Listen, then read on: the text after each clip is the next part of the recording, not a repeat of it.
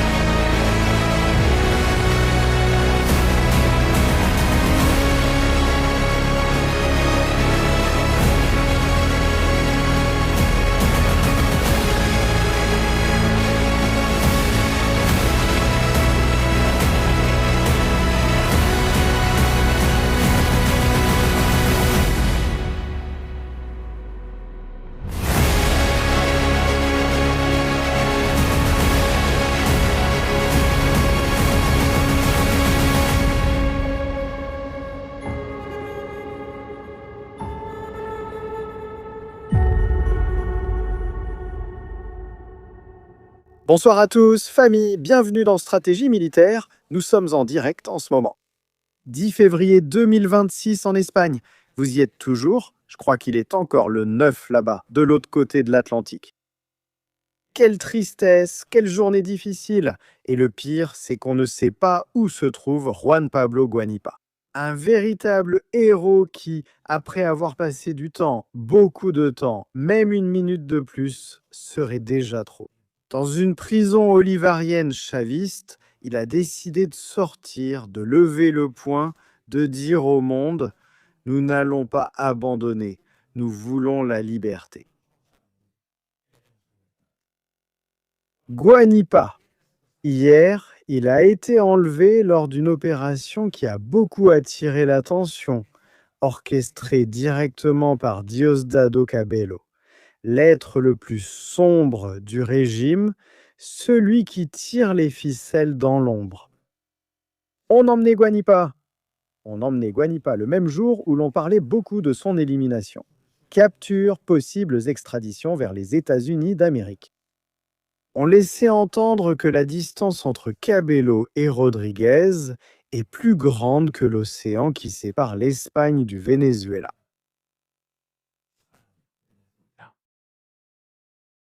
Cabello prenait une décision plus politique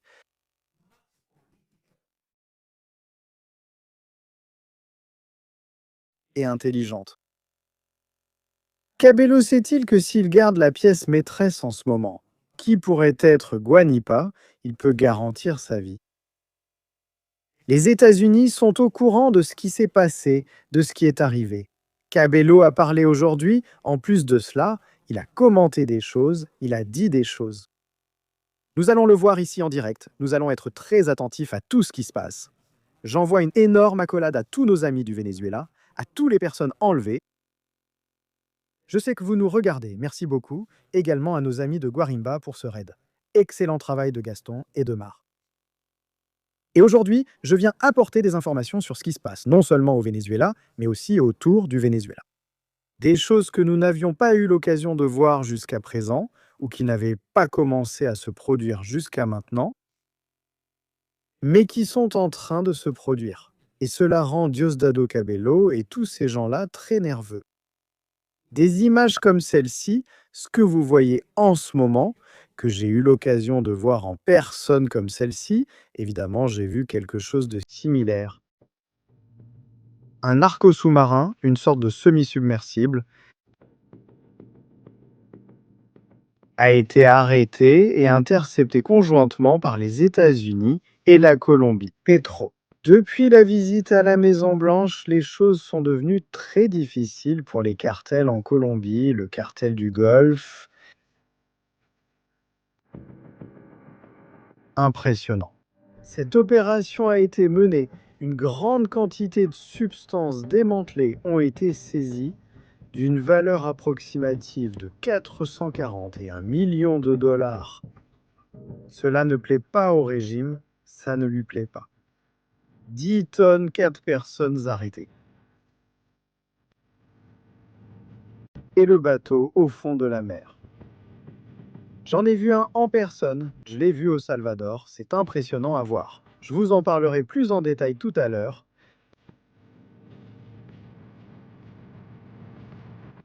Mais il y a aussi, apparemment, des déclarations de Marco Rubio. Nous allons les chercher dans quelques minutes. Sur ce qui se passe en ce moment au Venezuela, merci. En ce moment au Venezuela, Marco Rubio, c'est incroyable. Hier soir, quand je quittais le direct, je disais que ce mouvement est très étrange.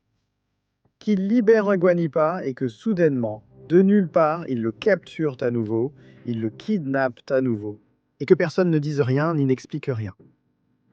Le même jour où l'on parlait, on commentait que Diosdado pourrait être capturé sous peu et emmené aux États-Unis d'Amérique. Même jour, même moment. Eh bien oui, c'est en train de se produire, ça arrive.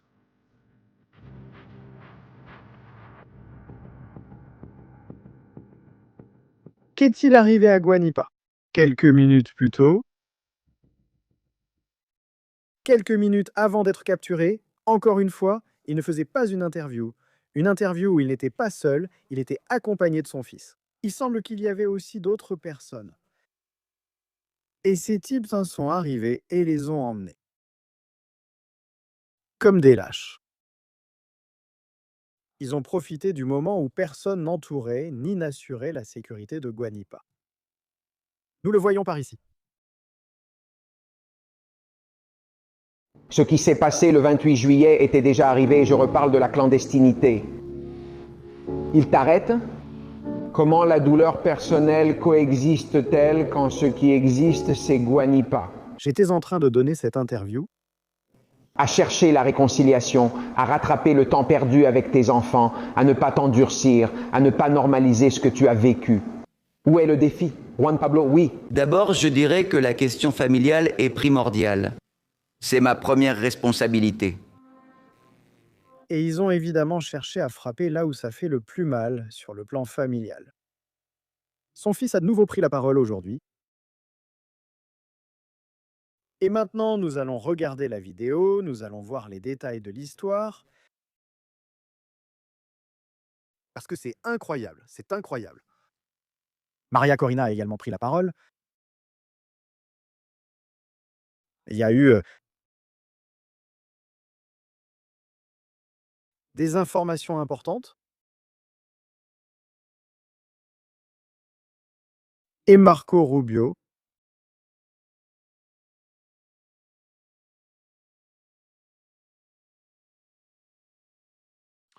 ont parlé de cela,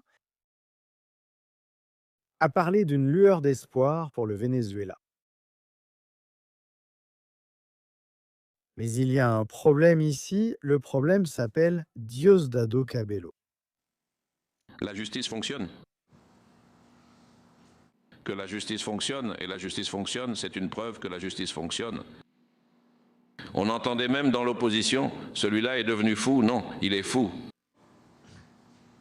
En parlant de Guanipa, en disant qu'il est fou, qu'il était devenu fou en sortant. Eh bien, imagine quand on t'a enfermé, tu y vas à fond. Qu'a-t-il dit exactement lors de cette conférence de presse? Parce qu'aujourd'hui, il y a eu une conférence de presse. Il l'a fait, en plus, dans un endroit remarquable. Il l'a fait à Carlotta. Nous irons avec une image satellite pour montrer où cela s'est passé lors de cette conférence de presse. C'est la conférence de presse du PSUV, le parti des chavistes. Diosdado, en plus, est porte-parole et chef ou président. Ensuite, il y a Dercy, placé là par les États-Unis, et avec Diosdado, ils parlent seulement quand c'est nécessaire. Mais Donald Trump ne s'est pas encore prononcé. Donald Trump n'a encore rien dit. Il faut libérer Guanipa. Il n'y a rien d'officiel. Diosdado prend la voix de Nicolas Maduro. C'est moi ou le chaos? Ou Maduro, ou le chaos, ou? Et les États-Unis, il a dit, eh bien, ni chaos, ni Maduro. La solution est claire, très claire.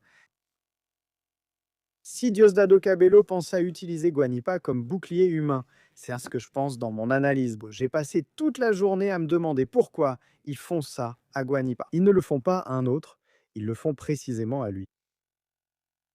Cabello a donné la conférence de presse, à la Carlotta. Ici, dans cette base militaire, nous savons que Granco, en plus Granco Arteaga, a aussi là sa base d'opération.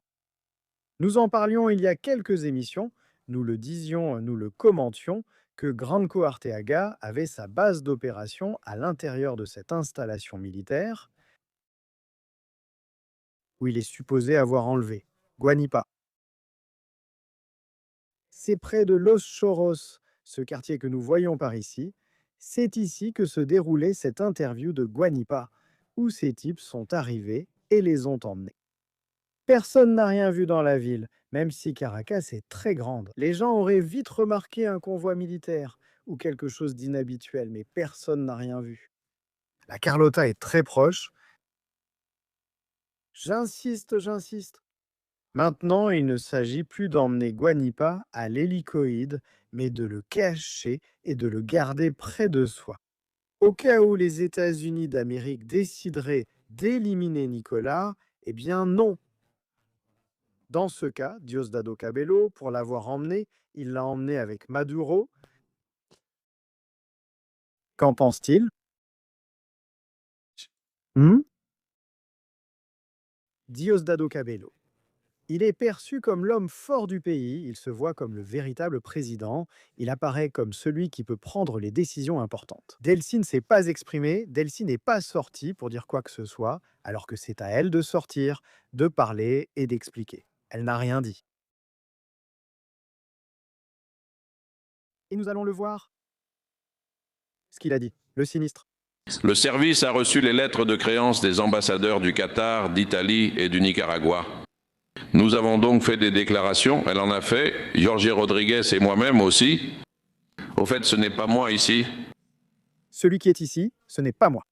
C'est en rapport avec les rumeurs que nous avons vues ces derniers jours, surtout ces dernières 48 heures, disant que j'avais été enlevé, que j'étais mort.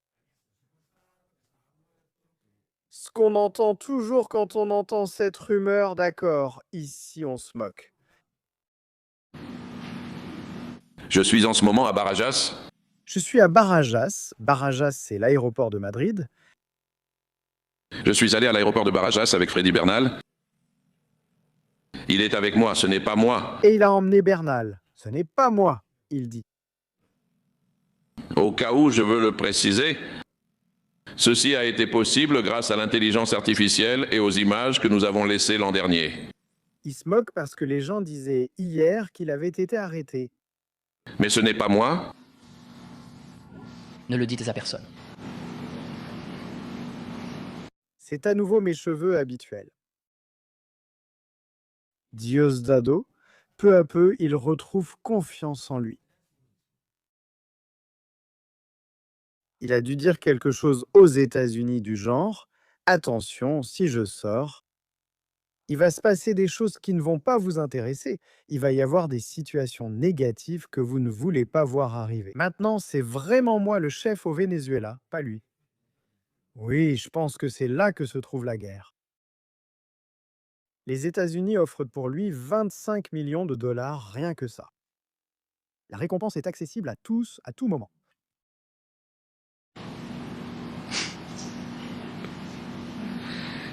Il a eu une réunion avec les compagnies pétrolières Rexol et Morelli-Prom, la première rencontre nationale de l'économie communale. C'était vraiment extraordinaire. Maintenant, il va passer quelques minutes à raconter des histoires, des bêtises.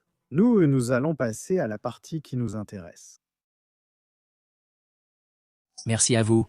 Por Venezolana de Televisión. Merci, merci. Qui va écrire le message que le parti envoie à l'opposition?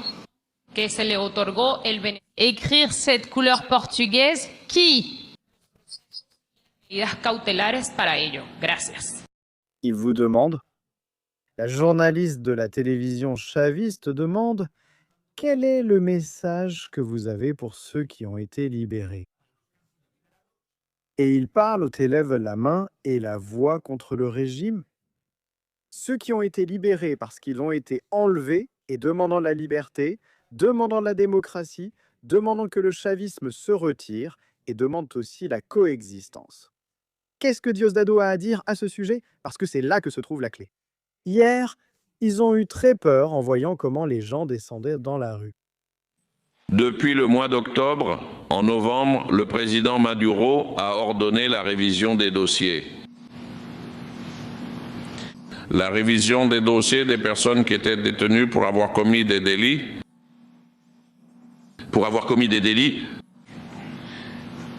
En décembre 1924 et 1931, alors que certains célébraient le système judiciaire, ils travaillaient pour que des personnes puissent apporter un moment de joie à leur famille. C'est ce qui a été fait. Nous, comme nous ne faisons pas de propagande à ce sujet, parce que ce n'est pas l'idée, parce que nous ne faisons pas cela pour faire de la propagande. Vous suggérez que Maduro a orchestré les libérations actuelles, que tout cela était déjà planifié par Nicolás Maduro. Cela s'est déroulé sans aucun problème. Il s'est passé ce qui est arrivé contre le Venezuela dans la nuit du 2, dans la nuit du 3, les attaques contre notre pays, des attaques perfides, l'enlèvement du président et de la présidente par intérim. Il n'a douté à aucun moment, cela a continué à se faire. Sont-ils sortis? Il essaie de maquiller le fait que les libérations sont le fruit du travail de Nicolás Maduro, qu'ils suivent la voie de ce travail. L'agenda de travail qui avait déjà été proposé avait été proposé par Maduro. Avec cela, ils veulent s'éloigner de ce qui se dit au sein du chavisme. Vous vous êtes vendu aux États-Unis d'Amérique, maintenant vous ne représentez plus le chavisme, vous êtes des traîtres. Ils disent qu'ils suivent les instructions de Nicolás Maduro avant d'être capturés. 897 personnes. 897. Il ne s'était rien passé. Ils sont sortis, ils ont retrouvé leur famille, jusqu'à ce que la stupidité éclairée de certains politiciens, ils ont cru qu'ils pouvaient faire ce qu'ils voulaient et semer le désordre dans le pays en violant les propres conditions dans lesquelles on leur accorde la liberté. Lui-même, regardez ce que dit Diosdado, il reconnaît certains politiciens. Il fait référence à Guanipa, écoutez bien ce qu'il dit. Certains politiciens, ils reconnaissent qu'ils ont mis des gens en prison à cause de leur idéologie politique. Ils reconnaissent qu'au Venezuela, il y a des prisonniers politiques à cause de leur idéologie. C'est vraiment du culot, un culot total et une personne complètement sans scrupules. Écoutez. 897, il ne s'était rien passé. Ils sont sortis et ont retrouvé leur famille jusqu'à ce que la stupidité de certains politiciens... Certains politiciens l'ont cru. Certains politiciens, c'est-à-dire ceux qui lèvent la main contre lui. Ils ont dit qu'ils pouvaient faire ce qu'ils voulaient et semer le désordre dans le pays en violant les propres conditions dans lesquelles on leur accorde la liberté. Alors, ce ne sont plus 897. Les conditions dans lesquelles on accorde la liberté à des gens qui ont été enlevés, dans des procès qui sont illégaux, et certains n'ont même pas eu de procès. Ça fait 896 parce qu'une personne a de nouveau été arrêtée pour avoir violé les conditions dans lesquelles elle avait été libérée. En appelant à manifester, en mobilisant ce pays pacifique, c'est une opportunité qui leur est offerte. Regardez, je vais donner un exemple. Ici, il y a des camarades dont... Ici, vous voyez ce dont il a peur. Regardez quand il dit craindre que les gens descendent dans la rue. 96, parce qu'une personne a de nouveau été arrêtée pour avoir violé les conditions sur lesquelles lesquelles elle a été libérée. Bien, avec cela, c'est bien qu'ils le disent, parce que maintenant, tout ce qui arrive à Juanipa est de sa responsabilité. Il reconnaît que Juan Pablo Juanipa a été arrêté, qu'il est sous le contrôle de son district de surveillance. De ces barbares, tout ce qui arrive à Juanipa est de la responsabilité de Dieu. Et étant donné les cheveux... Appelant donc dans la rue, appelant. Ce pays veut la paix. C'est ce qu'il craint, que les gens descendent dans la rue pour protester, que les gens descendent dans la rue pour protester, et qu'à partir de là, tout s'effondre. Chavisme. Est-il en train de vous donner la clé pour renverser le régime au Venezuela ? C'est une opportunité qui se présente à eux. Regardez, je vais donner un exemple. Ici, il y a des camarades du 4 février. Il se prend pour Dieu en pensant donner une opportunité à un être libre, qui naît libre. Ils sont ici. Un 19 avril 97, ils se sont réunis avec le commandant Chavez là-bas à Carabobo, n'est-ce pas Iri, n'est-ce pas Freddy, qui était aussi là, qui d'autres étaient à cette réunion, Luis Reyes sûrement. Et là, il a été décidé quelle serait la voie à suivre, et le commandant Chavez a dit « C'est fini l'usage des armes. Nous allons prendre la voie électorale. » Certains étaient contre, d'autres pour, mais la majorité a voté en faveur de la voie électorale. Et qu'a fait le commandant Chavez? Il est allé dans la rue, il a fait de la politique. Qui est parti avec des armes ces dernières 48, 72 heures? Ceux qui accompagnaient Guanipa étaient armés. Ils avaient des fusils, ils avaient des pistolets. Non, en fait, Guanipa a été emmené parce qu'il n'y avait pas de sécurité avec lui. Il n'y avait personne d'armé. Le peuple manifestait simplement pour demander la liberté, sans même protester. Et Diosdado nous dit quelque chose de complètement différent. Aller dans la rue, faire de la politique. Et c'était une élection, je me souviens qu'avant il y a eu une élection et il a dit, pour l'instant, pas d'assemblée constituante. Oui, parce que c'était la proposition principale du commandant Chavez.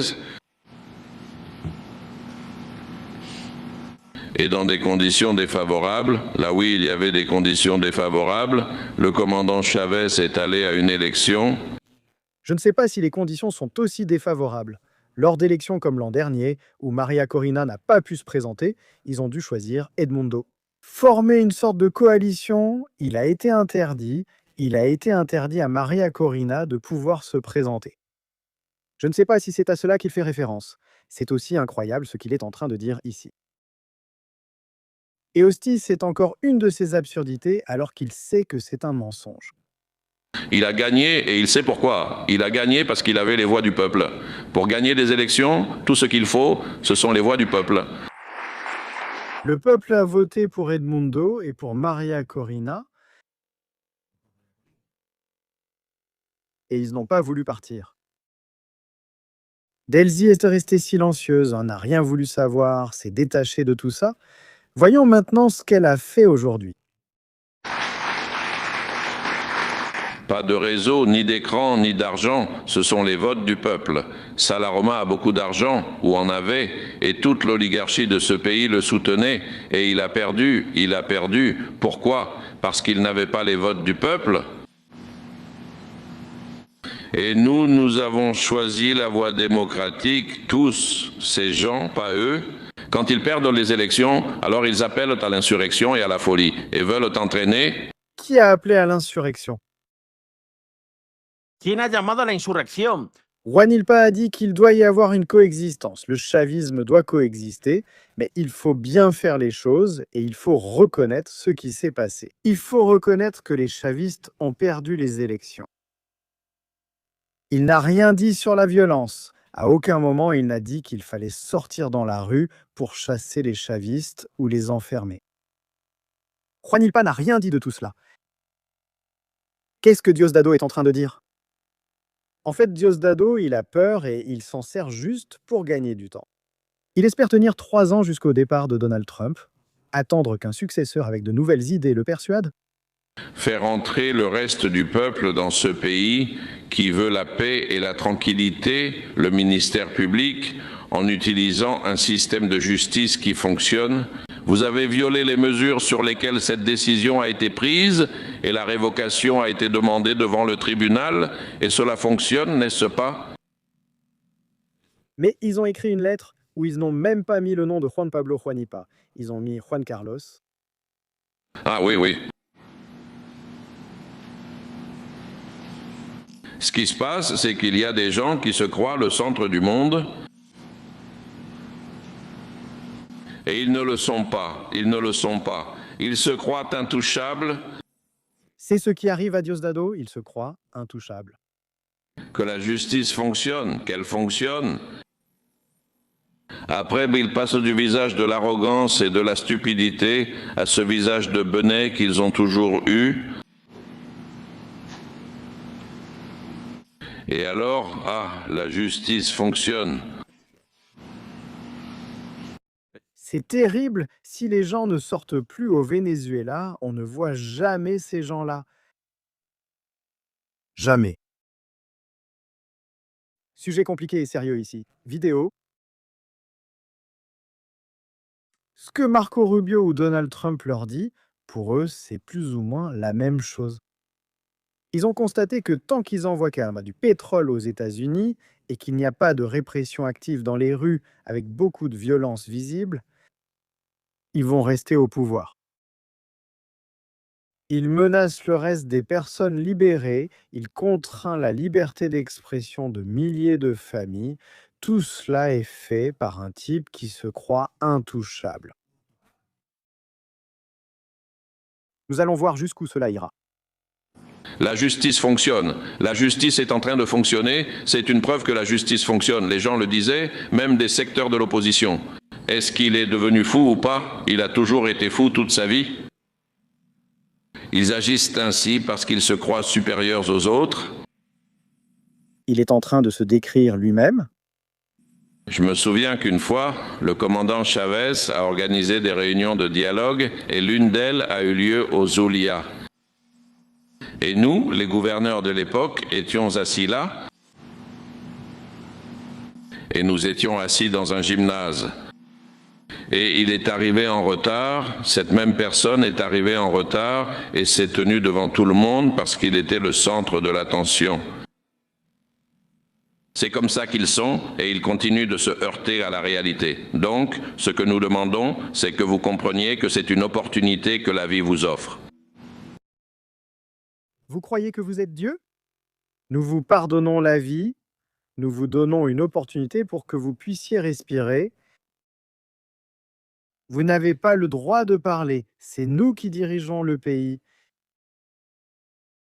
C'est le message d'un tyran, c'est comme ça qu'un tyran parle. Vous ne pouvez pas dire ça, si vous le dites, vous êtes mort. Merci à tous. Si vous voulez faire de la politique, faites de la politique. Personne ne va vous refuser votre droit de faire de la politique. Mais si vous voulez brûler ce pays, incendier ce pays, est-ce que le système judiciaire va fonctionner? Nous n'avons aucun complexe à le dire. Merci beaucoup. Merci à Bénévision. Lise Flores. Tu vois, c'est comme ça que ça reste. Qu'est-ce qu'on regarde? Il n'y en a plus. On va faire un récapitulatif de ce que dit Diosdado. Merci.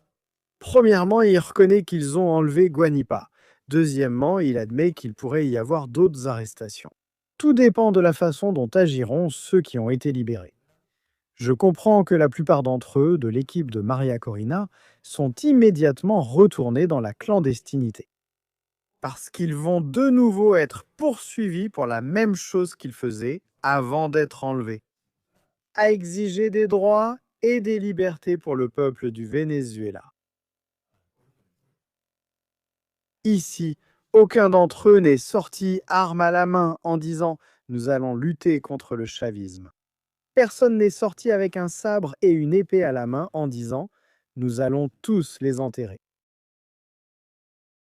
Ce sont des choses qui viennent d'eux, du chavisme, pas de l'opposition. Merci, on s'arrête là et on regarde ça. Voyons ce que le frère de Guanipa a dit. Eh bien, depuis hier, quand nous avons appris qu'il avait de nouveau été arrêté et de la manière dont il a été arrêté, ce qui a déjà été expliqué par Ramon, son fils, nous avons commencé à chercher sa localisation. Nous avons reçu des informations nous disant qu'il est effectivement à Marie Pérez. Aujourd'hui, ma femme est allée apporter de la nourriture. Ramon, on lui a aussi dit qu'il n'était pas là, puis on nous a de nouveau dit qu'il y était, mais il n'y a aucune information officielle à ce sujet. Et nous attendons non seulement d'avoir des nouvelles, mais aussi qu'il soit de nouveau libéré, comme cela devrait arriver dans les prochaines heures. C'est ce que nous espérons, mais nous n'avons aucune information officielle à ce sujet. Qu'en penses-tu? Mon frère? Ils sont en train de parler d'un endroit qui n'est pas une prison, c'est le commissariat de police de Marie Pérez, qui a dans ses locaux.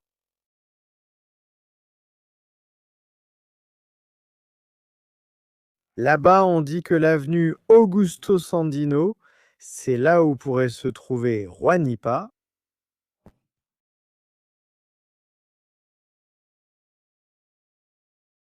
Où aurait-il pu l'emmener? Allons chercher où se trouve cet endroit. Allons voir la carte pour comprendre un peu où cela pourrait être. Juanipa.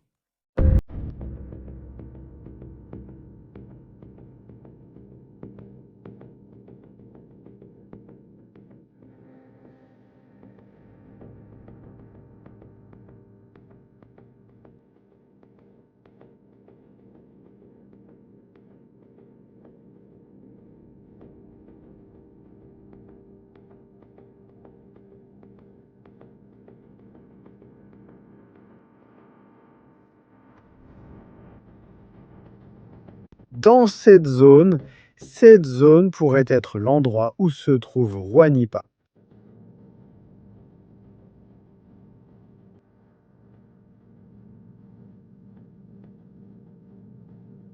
Allons voir cela.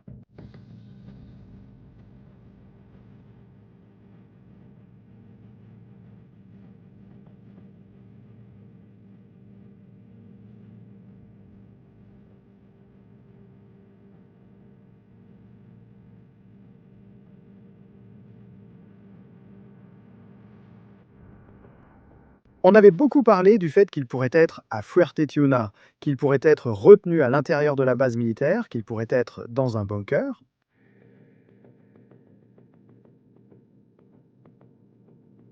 Cela ne semble pas avoir été le cas. Une opération orchestrée par Delcy.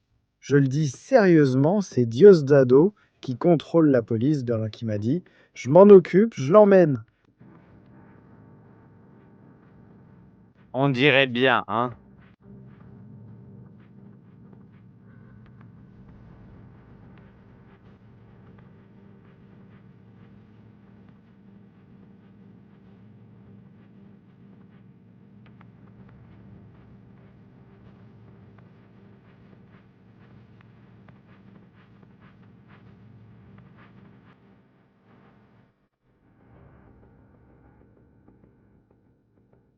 Voici des photos de l'endroit. Il ne l'a pas emmené au centre pénitentiaire, il l'a emmené là-bas.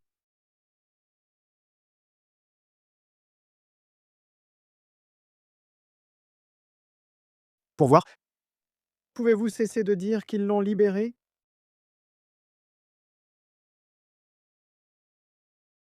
Pouvez-vous arrêter de dire des bêtises?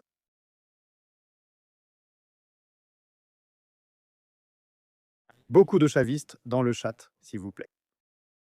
Et Tolérance zéro, d'accord? Ici, on ne plaisante pas avec ces choses-là. Juan Pablo Guanipa est l'un des représentants et soutient les plus importants au sein du Venezuela de l'équipe de María Corina Machado, l'un des plus emblématiques. L'une des figures politiques émergentes les plus importantes au sein du mouvement, il pourrait être un futur président du Venezuela parmi les candidatures qui seront proposées. Et ils l'ont emmené ici.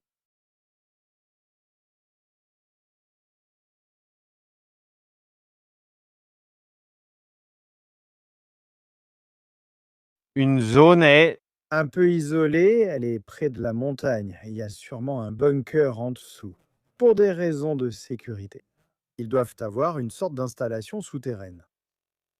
Il pourrait y détenir Guanipa, c'est possible, c'est ce que disent en ses propres proches, et c'est ce dont parle le fils de Guanipa. Oui, je pense que c'est l'intention du régime. Cependant, comme je l'ai dit, si nous, Vénézuéliens, voyons le fait de parler comme un crime et ne parlons jamais, quand la dictature prendra-t-elle fin? La dictature finit quand tu décides qu'elle s'arrête. Et la liberté est aussi une volonté et aussi une décision. Nous ne pouvons pas être libres simplement parce que quelqu'un d'autre nous l'a dit. Nous sommes libres à partir du moment où nous l'avons décidé. Donc, mon père ne peut pas être un criminel, il ne peut pas être blâmé, il ne peut pas être sorti de son contexte simplement parce qu'il est allé faire des déclarations. Dans ce cas, quelle politique y aura-t-il? S'il n'y a pas de liberté d'expression, s'il n'y a pas un endroit, un espace où l'on peut s'exprimer librement,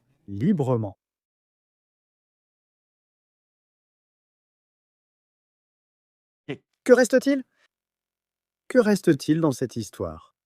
Nous reste-t-il quelque chose de la liberté?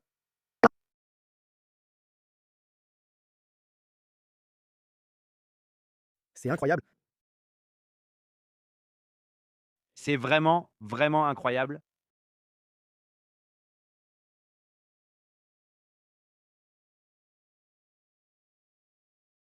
Ce qui se passe. Horrible. Très, très horrible. María Corina.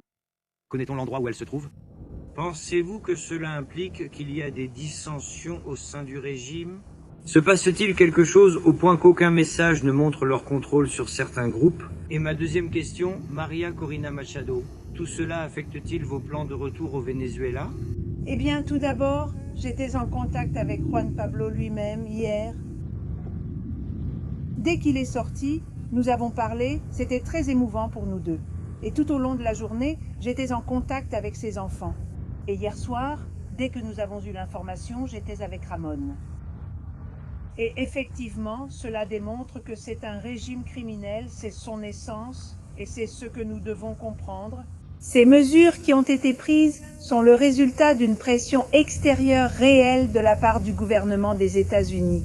Et nous remercions le président des États-Unis parce que ces libérations n'auraient pas eu lieu si les événements qui se sont produits depuis le 3 janvier n'avaient pas eu lieu. C'est une réalité, mais c'est la nature du journal.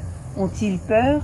Que la société vénézuélienne se mobilise et exprime sa voix de manière civique, c'est ce que nous avons vu dans tous les coins du Venezuela où les Vénézuéliens arrivent.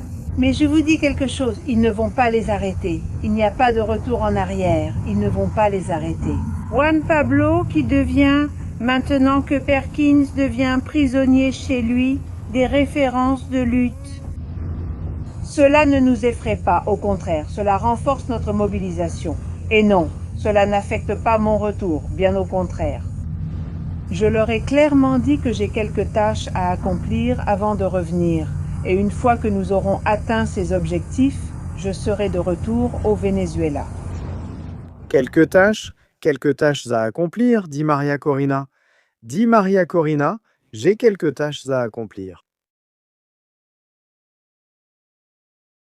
Quelque chose qui peut être en train de mijoter en cuisine.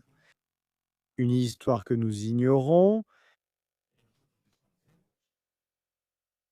Bien sûr, María Corina est très claire. Si nous descendons dans la rue pour manifester, ils ont peur de nous. S'ils ont peur de nous, alors il faut continuer. Il faut se mobiliser. Eh bien, c'est le moment, non? Quelqu'un dans l'opposition doit déjà dire aux gens « Allons dans la rue ». Nous avons la couverture des États-Unis, nous avons le parapluie des États-Unis. Il n'y aura pas de massacre. Allons dans la rue. Donald Trump? Plan mi santé.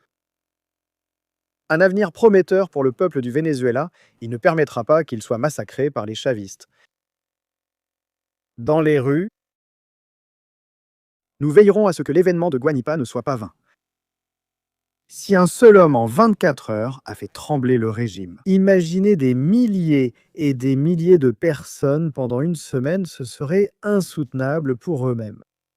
Quand ils comprendront, même à Washington, ils verront que même les chavistes sortiront pour qu'on les chasse. Peut-être que c'est là que nous avons la clé de toute cette histoire. Et aux ados, pendant ce temps, continuez avec plus de la même chose. La loi d'amnistie, ce n'est pas une amnistie, c'est une sorte de loi de seconde chance. On te permet de sortir si tu restes bien tranquille, si tu ne parles pas, si tu ne racontes rien. Qu'est-ce que la loi d'amnistie? Imaginez quand ils commenceront à raconter l'histoire des tortures. Bonsoir à tous les membres de la direction nationale. Cette semaine, on attend l'approbation de la loi d'amnistie nationale. Dans ce sens, je voudrais savoir quelle est votre attente en tant que leader politique concernant les répercussions, l'impact que cette loi va avoir sur la vie nationale. Aussi, si vous pouvez nous donner une estimation, je sais que vous avez déjà mentionné le nombre de personnes qui ont été libérées. Mais une fois que la loi sera adoptée, avez-vous une estimation du nombre de personnes de l'opposition qui pourront être libérées ? Parallèlement à cela, au début de votre intervention, vous avez mentionné les réunions avec José Luis Rodríguez Zapatero. Il y a déjà 17 jours, le programme de coexistence démocratique et de paix a été créé. Nous savons déjà qui l'a créé. Nous savons donc que c'est l'œuvre de Zapatero, comme l'a dit Diosdado. Lui, oui. Nous devons arrêter de serrer autant la gorge de l'opposition. Il faut les libérer, mais si l'un d'eux commence à dévier, il retourne à l'intérieur. C'est l'affaire de Zapatero, c'est Zapatero qui l'a dit, qui a conçu le plan de les libérer progressivement, pas tous d'un coup. Nous observons jour après jour comment évolue le feu de signalisation dans les rues et les gens commencent à se mobiliser beaucoup, on commence à voir des protestations et il y a des protestations. Nous les arrêtons de nouveau immédiatement. Nous exerçons une légère répression, mais sans attirer trop l'attention des États-Unis d'Amérique, parce qu'ils nous surveillent. Est-ce l'œuvre de Zapatero? Tout ce qui se passe en ce moment là-bas, c'est un plan conçu par lui. Les réunions continuent. Comment voyez-vous la situation? D'un côté, la loi d'amnistie, de l'autre, le programme de coexistence démocratique et de paix. Pensez-vous que cette fois-ci, ces dialogues profonds peuvent aboutir à quelque chose de positif, à la pacification du pays, à la stabilité nationale et surtout à l'harmonie sociale?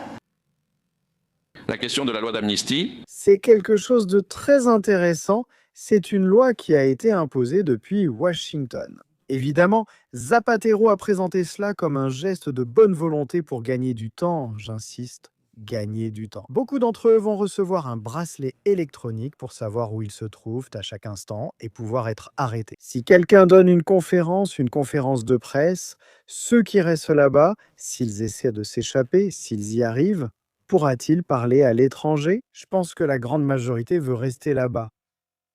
Ils le savent, et Diosdado sait qu'il continue de contrôler l'appareil répressif du régime. Il est en train de le démontrer. Lui avec Delcy, ce sont eux qui s'occupent du contrôle de la population et du message. Voyons ce qu'il va répondre maintenant. Famille, nous sommes en direct en ce moment. 10 février 2026, il est 3h20 en Espagne. S'il vous plaît, quelle heure est-il dans le pays où vous êtes, d'où vous nous regardez? Et c'est super important. Laissez vos likes, vos commentaires. Abonnez-vous à la chaîne, nous sommes en route vers le demi-million et cela n'est possible que grâce à vous. Partageons le direct sur les réseaux sociaux pour que plus de gens puissent devenir et découvrir tout cela qu'on ne voit nulle part ailleurs, dans les moindres détails. Ce n'est pas quelque chose de nouveau. Ce n'est pas quelque chose de nouveau. Souviens-toi que lorsque l'Assemblée constituante de 99 a eu lieu, une loi d'amnistie a été approuvée. Ce qui est étrange, c'est que le pacte de Punto Fijo, en 40 ans, n'a pas eu le temps de faire cette loi. D'approuver une loi d'amnistie pour reconnaître ses camarades qui ont lutté et ont pris des armes. Ils n'ont pas eu le temps en 40 ans, et c'est l'Assemblée constituante qui a dû le faire, c'est-à-dire la Révolution, l'Assemblée constituante convoquée par Hugo Chavez. Des blessures qu'il fallait refermer, ils n'ont pas eu le temps en 40 ans. Merci. Ensuite, le commandant Chavez, à cause des événements de 2002, 2003, 2004, a approuvé une loi un 31 décembre. Il s'agissait de celle d'amnistie, mais auparavant, il avait accordé une grâce où il avait inclus un certain nombre de personnes, puis une loi d'amnistie. Un 31 décembre. Mais ce n'est pas nouveau. Le président Nicolás Maduro l'a aussi fait, des grâces et une loi pour libérer les gens qui allaient faire de la politique. La grande majorité le fait. La grande majorité le fait, merci et toujours. Celui qui a pris l'initiative, c'est la révolution bolivarienne, toujours et toujours. Ceux qui ont violé cette initiative, ce sont les secteurs de l'opposition. Ce n'est pas nouveau non plus, ce n'est pas nouveau. Cela veut donc dire qu'il ne pourra jamais y avoir un discours différent de celui qu'ils veulent. Personne ne pourra jamais s'exprimer. Si tu t'exprimes ainsi, ils vont t'emprisonner, te faire disparaître, t'enlever, te torturer. Il le dit clairement, ici, rien ne va changer. Marco Rubio doit en prendre note immédiatement. Il faut le lui faire parvenir, le lui faire savoir. C'est une situation compliquée. Marco essaie d'éviter qu'il y ait une guerre civile ou une guerre de guérilla à l'intérieur du Venezuela. Cependant, certains éléments ne peuvent plus continuer, dont celui-ci. Son rôle, l'époque de Cabello en tant qu'homme politique, est terminée depuis longtemps. En tant qu'oppresseur, il n'aurait jamais dû exister. Il est temps de tourner la page, il est temps que Cabello ne soit plus sur la scène. Merci personnel, je lève les deux mains. Si j'étais député, je lèverais les deux mains. Je n'ai aucun problème avec ça. Ceux qui ne comprennent pas que ce pays va continuer d'avancer se retrouvent exposés. Je ne suis pas député, mais en tant que dirigeant du Parti socialiste unifié du Venezuela, je soutiens totalement. Et ce parti l'a manifesté publiquement. Qu'en bloc, il soutient l'adoption de la loi d'amnistie, qui comporte des conditions, comme je l'ai dit, qui comporte des conditions, ou comme l'a dit... Notre condition, c'est que tu ne puisses pas parler, que tu ne puisses pas te manifester, que tu ne puisses pas t'exprimer, que tu ne puisses pas faire de la politique, que tu ne puisses pas exiger des droits et des libertés pour d'autres prisonniers politiques. Tu ne peux pas dire qu'au Venezuela, il doit y avoir une coexistence, une démocratie. Camarades, présidente, chargés, ceux qui peuvent et ceux qui ne peuvent pas être là, je disais qu'ils sont très beaux. Les secteurs de l'opposition défendant des narcotrafiquants, très mignons, ils ont l'air. Ou des assassins. Ou ceux qui ont demandé des invasions contre notre pays.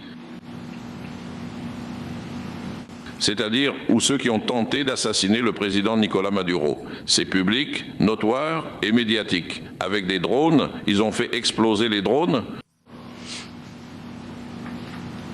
Ou ceux qui ont posé la bombe à Danilo Anderson, de vrais petits anges. Qui ont posé une bombe, Danilo Anderson, n'est-ce pas des anges? Il semble très mignon à demander pour ces gens. Cela a ses portées, cela a ses limites.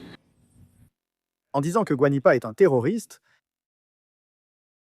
merci, ce que vous dites, Guanipa est un terroriste.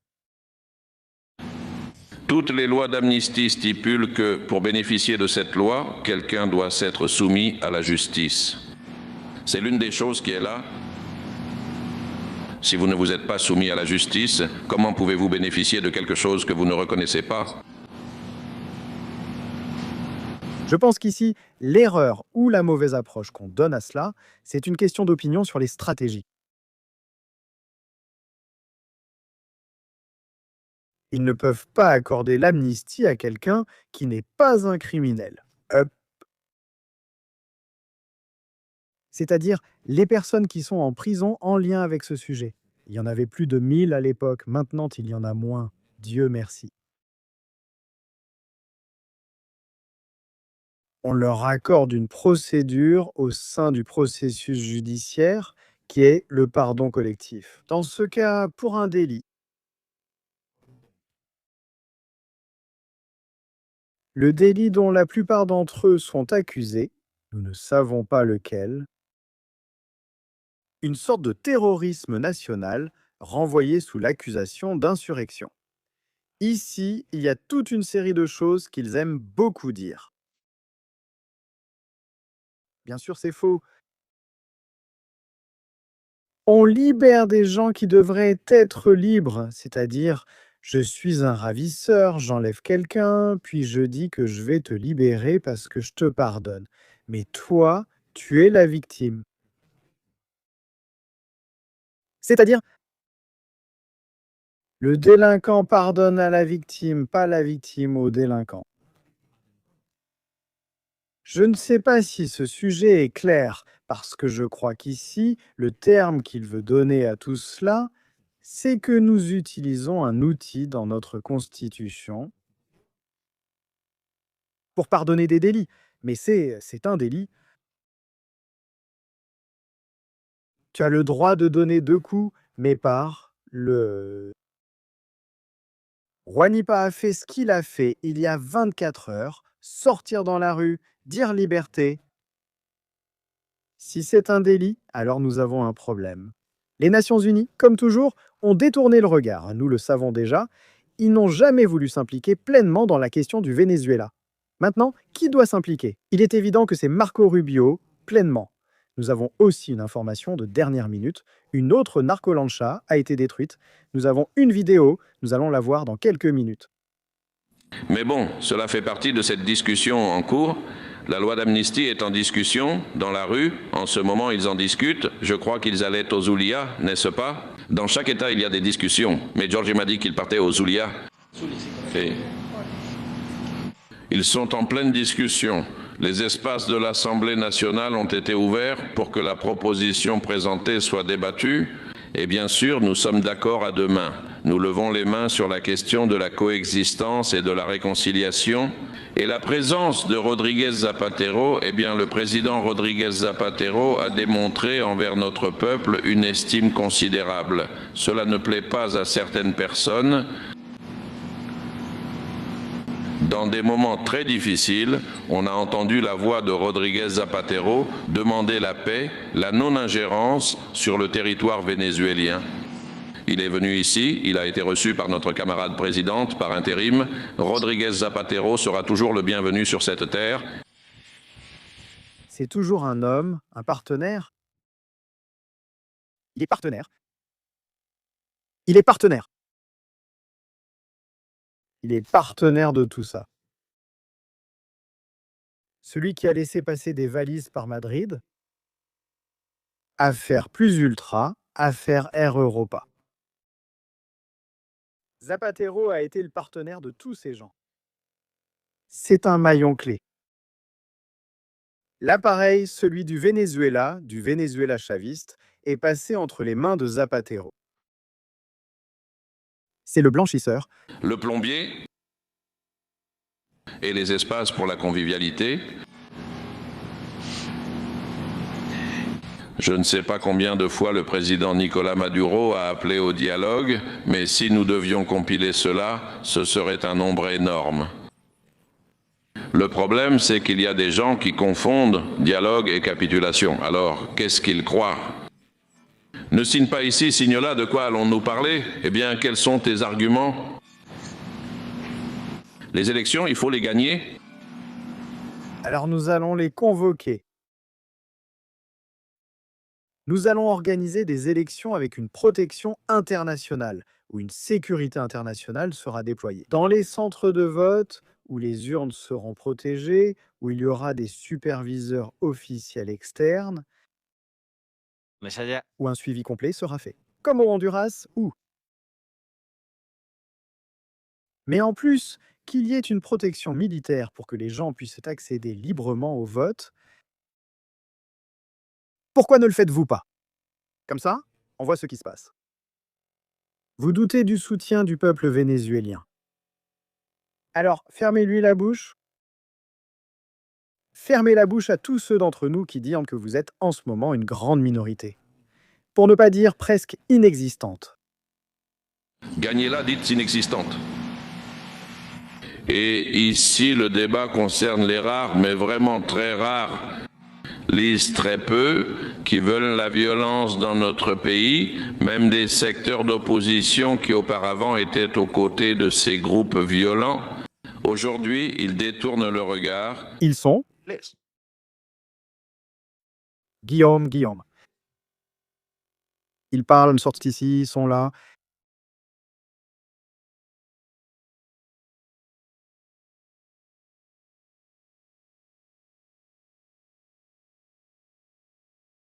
Si c'est ce que cela représente comme opposition, Capriles.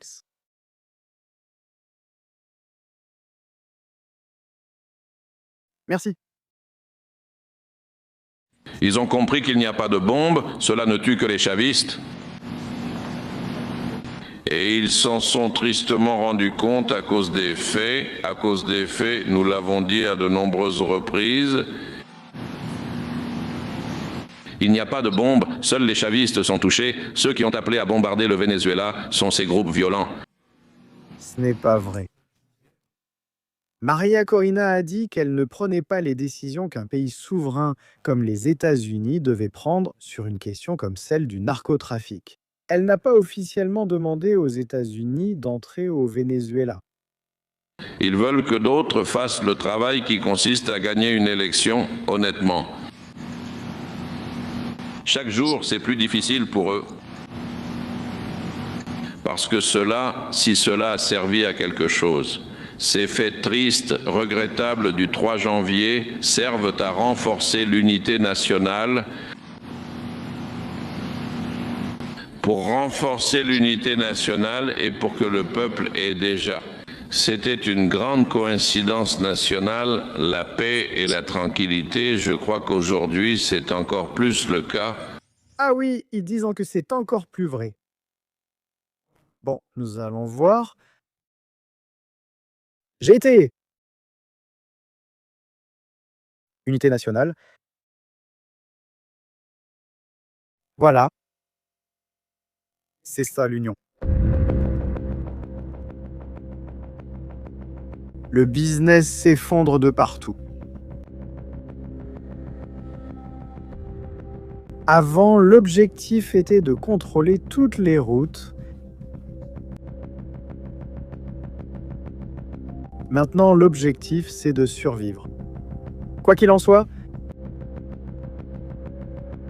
Et le peuple du Venezuela, qu'en pense-t-il? Un événement qui n'a rien à voir avec la libération, ni avec Guanipa.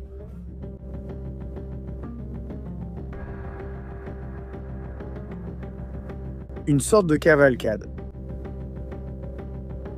Qu'est-ce que le peuple dit et vous a donné? Allons voir. Regarde ce que dit le peuple et ce qu'il vous a donné. Il lui jette hors de la peinture, écrit sur lui. Il commence à salir Maduro. À la fin, ils doivent retirer le char du défilé. Lors du défilé, ils emmènent le char de Maduro. Parce qu'il lui crie « Dehors, dehors, dehors, et tu ne reviendras plus ». Peut-être?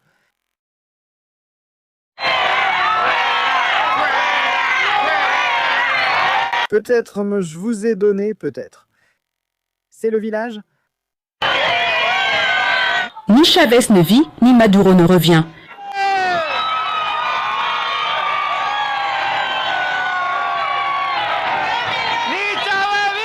Ni Maduro ne revient. C'est ça, et toi tu pourrais bientôt rejoindre l'un d'eux, les deux titres, celui de Reviens ou de Vite. Et vous avez donné? Les drones, les drones, les drones sont là, ils sont là pour quelque chose. Quel grand Juanito! Le Venezuela a le droit d'être un pays libre. Le Venezuela a le droit d'être un pays démocratique. Le Venezuela a le droit de respirer l'institutionnalité, de respirer l'état de droit. Qu'il y ait des règles et que nous soyons tous obligés de les respecter. Et les premiers qui doivent respecter les règles, ce sont ceux qui sont au pouvoir, qui aujourd'hui sont illégitimement au pouvoir. Ils sont au pouvoir parce qu'ils n'ont pas respecté le résultat du processus électoral et parce que les gens sont descendus dans la rue pour protester. Ils les ont mis en prison et beaucoup ont été emprisonnés avant même ce processus électoral. C'est pourquoi, en ce moment, l'essentiel est d'obtenir la libération de tous les prisonniers politiques. Nous exigeons la liberté pour chacun des prisonniers politiques. Une seule heure en prison sans avoir commis aucun délit est un acte d'injustice profond. Maintenant, imaginez ce que signifie 2 heures, 10 heures, 1 mois, 1 an, 2 ans. Cela ne peut plus continuer dans ce pays. C'est pourquoi nous exigeons la liberté de tous et de chacun des prisonniers politiques. Et c'est pourquoi nous exigeons que ce pays commence un grand processus de transformation démocratique. Qu'on puisse dire qu'il fait bon vivre au Venezuela, qu'il est bon de vivre avec des règles, qu'il est bon d'être un pays démocratique, qu'il est bon d'être un pays libre. Vive le Venezuela! Pour cela... Ils mettent un Guanipa en prison? Pour cela, pour avoir demandé la liberté. Ce que vous voyez pour avoir demandé la liberté. Que dit Delcy à ce sujet? Parce que ceci, elle n'a rien dit. Elle n'a pas dit si elle est d'accord avec ce que fait Diosdado, si c'est elle qui a signé cela. Elle est allée visiter une usine de transformation alimentaire. Ce que mes parents nous ont appris, c'est à travailler, et à 14 ans, ils nous ont fait travailler. Mes parents sont portugais. Oui, voilà, ils nous ont appris à travailler, et à 14 ans, nous nous en sommes rendus compte. Quelles étaient les exigences du consommateur? Quelles étaient les exigences du palais vénézuélien? Notre slogan est « Nous savons ce que tu aimes », car nous étions charcutiers. Nous venons de là. Eh bien, très bien, Elvie. Regarde, l'année dernière, en 2025, nous étions en train de réviser avec le vice-président de l'économie, Calixto Ortega, et avec le ministre de l'Alimentation, leur contribution au développement.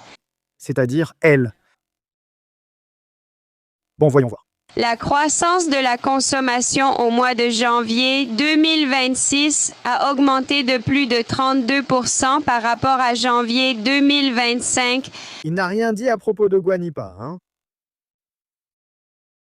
Elle veut rester à l'écart. C'est quelque chose que Diosdado a fait unilatéralement. Elle sait, et on lui a dit aux États-Unis, si tu t'impliques dans cette affaire, tu vas finir éclaboussé. Le mieux, c'est ce que tu t'écartes maintenant et que tu laisses Diosdado l'écarter, les États-Unis. Ce qui veut dire qu'à l'intérieur du régime, dans ce que nous voyons en ce moment, il y a un problème sérieux, un problème assez sérieux, assez grave, c'est un problème de contrôle. Qui détient vraiment le pouvoir au Venezuela? C'est dangereux car c'est un très grand pays. Et si Rodriguez n'est pas capable de contrôler Diosdado, Cabello ne nous sert à rien. Merci. Ou bien on élimine l'équation de Cabello de la part des États-Unis ou de la part de Delcy, eh bien, ça ne va pas marcher. Hier, c'était Guanipa, aujourd'hui quelqu'un d'autre, demain encore un autre. C'est que c'est la même chose. C'est la même chose, c'est la même histoire. Il n'y a pas de différence avec ce sujet, non? Sujet très grave pour que Delcy ne soit pas sortie dire quelque chose. C'est grave, merci. Vraiment grave en plus. Et inquiétant, sans aucun doute. Beaucoup de gens s'inquiètent, nous les premiers, que Guanipa ou d'autres soient en danger. Certains, avec un peu de chance, ont réussi à quitter Caracas et, eh bien, ils sont dans une zone plus rurale où le régime n'a pas autant de contrôle, mais ceux qui sont restés à Caracas, merci. Là-bas, il peut y avoir des problèmes sérieux, des problèmes en plus, hein, des problèmes. J'imagine que les États-Unis voudront mener cela en coulisses. Pas publiquement, ils voudront que Diosdado disparaisse un jour. Mais je vois qu'il y a même au sein du régime une lutte de pouvoir qui va finir par les détruire. Et le pire, c'est que ceux qui vont finir par en payer le prix, c'est le peuple vénézuélien. Ils poursuivent en moto, prennent des photos et cherchent d'autres victimes. Diosdado, crois-tu qu'ils n'ont pas changé ou qu'il n'a pas compris ce qui s'est passé? Le 3 Etelli.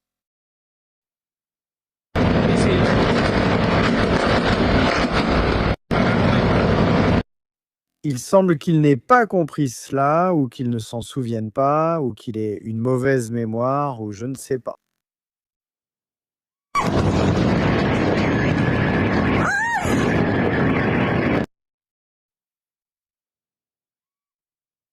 Je pense que le moment est venu, ou le numéro 2, de vous expliquer clairement de quoi il s'agit aujourd'hui. Les États-Unis. De plus, aujourd'hui, précisément aujourd'hui, les États-Unis menaient un assaut contre un navire qui était parti du Venezuela, qui naviguait déjà loin du Venezuela, mais qui avait été suivi à distance. Ils ont fait un arrêt pour l'inspecter et tout le reste, je vous mets la vidéo.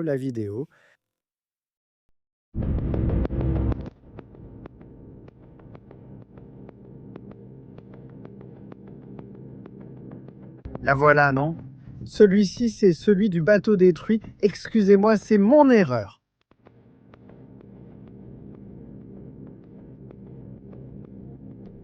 Voyons voir l'assaut contre un pétrolier. On ne sait pas s'ils l'ont emmené ou pas.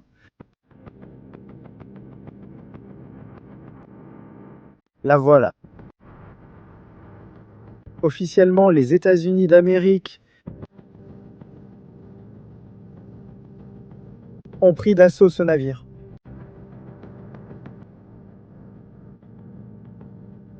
Le département de la guerre a déclaré que les forces américaines ont abordé le navire Aquila II pendant la nuit sans résistance, après l'avoir suivi des Caraïbes jusqu'à l'océan Indien.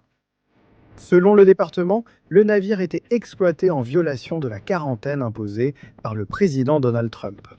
À propos des navires sanctionnés, il a été intercepté dans la zone de responsabilité du commandement Indo-Pacifique des États-Unis d'Amérique.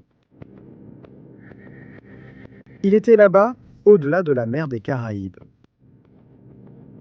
Maintenant, ils vont poursuivre ces navires partout, dans l'océan Indien, en Méditerranée, dans l'Atlantique Nord. C'est clair. La situation est ce qu'elle est, merci. Situation préoccupante, mais les États-Unis agissent à leur guise.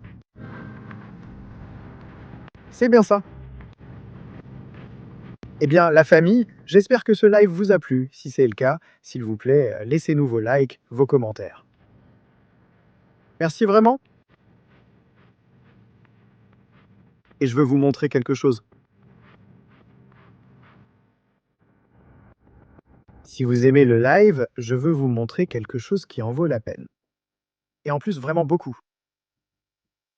Vous savez déjà que bientôt, nous allons commencer quelque chose que tout le monde nous demande déjà, par email, par d'autres moyens de communication. Des stratégies. Nous voulons les voir tout de suite. Il faut qu'on les voie maintenant, s'il te plaît. Montre-les. Qu'est-ce qui s'est passé au Salvador? Eh bien, nous sommes là. Ça oui. Très probablement, c'est oui, merci. Ah, ce sont les restes d'une fusillade. Ça s'est passé ici il y a des années. Tu as tué 2 personnes. Nous les avons vus impliqués dans de multiples délits, parce qu'ils appartiennent à ce que nous sommes. Mais toi, as-tu déjà tué quelqu'un? Oui, j'ai été impliqué dans un homicide. J'ai été en prison pour homicide aggravé.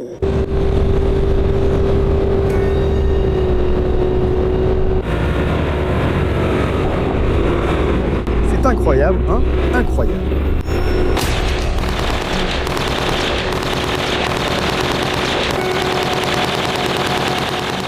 Quel grand, hein, de vrais professionnels. Bon, et c'était ça que nous voyons ici. C'est le bateau, les narcos sous-marins dont nous allons vous raconter l'histoire, certains gigantesques, plus grands qu'un bateau ou qu'un yacht, capturés par El Salvador. Valeur.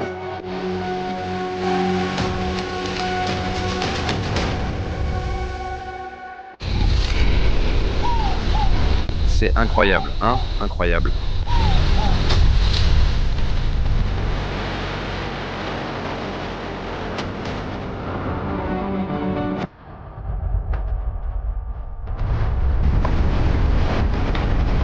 L'équipe des opérations navales spéciales Trident dans l'exercice quotidien de capturer des narcoterroristes.